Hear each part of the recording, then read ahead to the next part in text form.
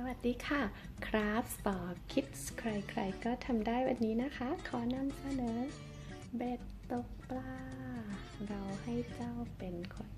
ตกปลาหาปลาค่ะ ตกปลามาได้แล้วที่ปลามีเขียนอะไรด้วย Come follow me Jesus said and I will send you out to fish for people ในมัทธิวบทที่4 ข้อ 19 นะคะฉบับ NIV โอเคมาดูวิธีทำค่ะ ตกปลาได้แล้ว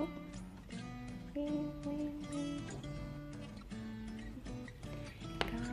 ตัวหลักของเราเลยค่ะแบบปลาจะเอาปลาแบบไหนก็แล้วแต่ชอบเลยนะคะโอเคเบ็ดค่ะก็คือตะเกียบนั่นเองก็เชือกได้อะไรก็ได้ที่เรามีนะคะกรรไกรสำหรับตัดแบบปากกาสำหรับเขียนข้อพระคัมภีร์ตกแต่งค่ะแล้วก็สีนะคะเมื่อเราตัดปลาตามแบบมาได้แล้วก็เขียนข้อพระคัมภีร์ตกแต่งใช้สีระบายให้เป็นปลาแบบที่เราชอบค่ะที่ปากของปลานะคะเราตัดนะคะให้มันเป็นรอยแบบนี้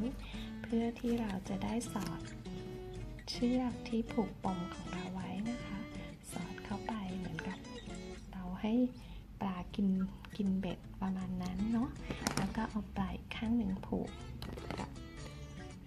ตะเกียบของเราค่ะก็จะได้ประมาณนี้เนาะเดี๋ยวให้ดูตัวอย่างค่ะตรงนี้ก็คือเป็นปมของเชือกใช่ไหมคะเราสอดไปมันก็จะไม่หลุดค่ะไม่หลุดเลยก็ปลายข้างหนึ่งผูกไว้กับเบ็ดก็เหมือนกับ